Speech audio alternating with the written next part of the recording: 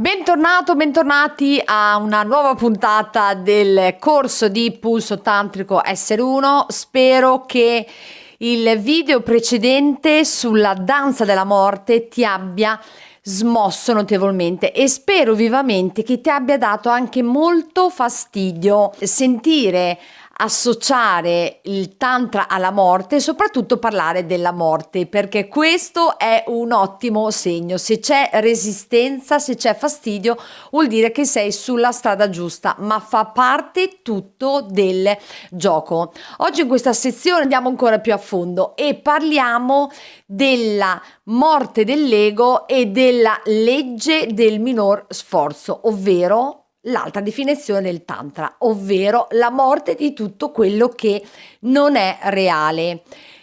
Perché ho parlato di ego? Perché oltre a imparare a lasciare andare dentro di te e far morire tutte quelle parti che abbiamo visto nell'altra lezione che non ti appartengono, che sono legate a memorie tue, e questo comunque l'ho già spiegato nel video precedente. Far morire l'ego e la legge del minor sforzo sono una cosa fighissima, veramente fighissima. Perché? Perché tutto quello che riguarda l'ego non sei tu, è qualcosa di costruito dall'esterno, dalla società, quindi in una società, se sei cresciuto in una società in Medio Oriente, probabilmente il tuo ego sarà più così. Se sei cresciuto in una società europea, il tuo ego avrà più delle altre caratteristiche. Quindi far morire l'ego vuol dire far morire, veramente andare dentro e far morire tutto quello che la società all'esterno ti ha appiccicato che non è tuo. E come si collega alla legge del minor sforzo e al pulso tantrico, al pulso di vita?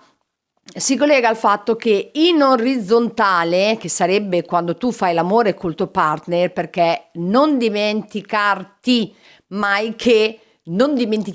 che lo scopo di questo video è quello di sentirsi uno col proprio partner, cioè la difficoltà di non sentirsi uno ma di andare per la tangente orgasmo o non orgasmo. Anzi, il trabocchetto è che pensiamo spesso che se raggiungiamo l'orgasmo allora ci siamo sentiti uno. Siamo un tutt'uno, nine, ma ci arriviamo. Quindi qual è il collegamento? È che anche in orizzontale abbiamo delle caratteristiche dettate dall'ego, quindi che la donna per esempio deve e può solo ricevere, no? E infatti esiste l'eiaculazione, esiste la gravidanza perché riceve il seme, ok? Cioè che il suo ruolo è solo quello, oppure all'interno delle coppie in orizzontale che il ruolo deve essere sempre un ruolo prestabilito, che a uno piaccia sempre una cosa e che non vada mai oltre e viceversa. E il collegamento con la legge del minor sforzo è proprio quello che tutto ciò che non è reale, che non ti appartiene, che non sei tu, ma che appartiene all'ego, quando comincia a diventare un essere tantrico, quindi niente di Kama Sutra all'inizio, ma anche dopo, è destinato a svanire, cade. La legge del minor sforzo è veramente una frase da ripetersi in qualsiasi occasione della vita. Tutto quello che non è reale e che non devi forzare e che riesce a star su da solo è l'unica realtà possibile, sei il vero tu. Prova a pensare per un attimo, occhi chiusi o occhi aperti, perché sono sicura che le hai visti dei documentari, delle interviste, dei video su YouTube o degli articoli in cui parlano, perché c'è stato un periodo in cui questo era veramente, andava molto di moda, era molto in loop. Le persone famose, ma non solo, sul punto di morte, alle quali viene chiesto le cose che rimpiangevano e le cose per le quali andavano fiere.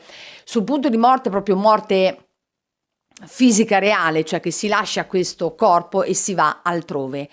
E da una parte gli intervistati esprimevano il loro dispiacere di non essere riusciti a fare X perché avevano dato importanza a Y e quell'Y non era reale, perché non era il loro io, ma era l'ego, e delle cose invece di cui andavano fieri, che erano quelle che erano reali. Queste persone riuscivano sul punto di morte a capire molto bene, e dai di morte ancora, quali erano le cose vere, reali, loro, che appartenevano al loro io, e dove non c'era bisogno di forzare, quindi essere già nella legge del minor sforzo, e quelli invece che non erano reali. Quindi per riuscire ad arrivare prima del punto di morte, sul punto di morte, a identificare quali sono le cose che sono giuste per te perché non richiedono sforzo, perché stanno su da sole, il pulso tantrico serve proprio anche a questo, perché tutto quello che riesci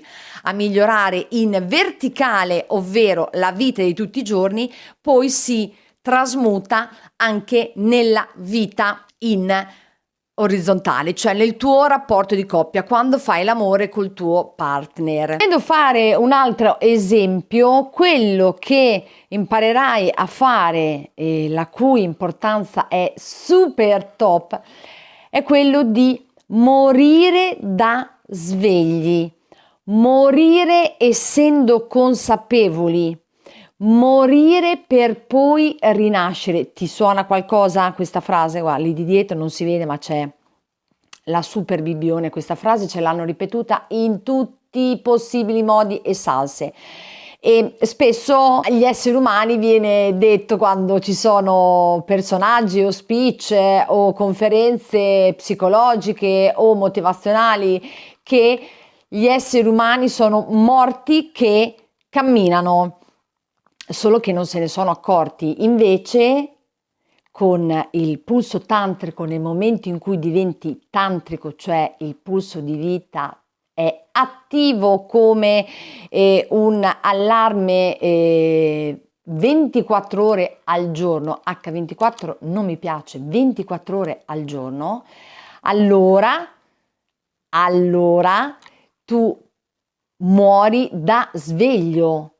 Cioè fai morire tutte quelle parti che non ti appartengono, ma sei sveglio, sei vigile, e non il contrario. Un morto che pensa di essere vivo. Spero di essermi spiegata con questo esempio.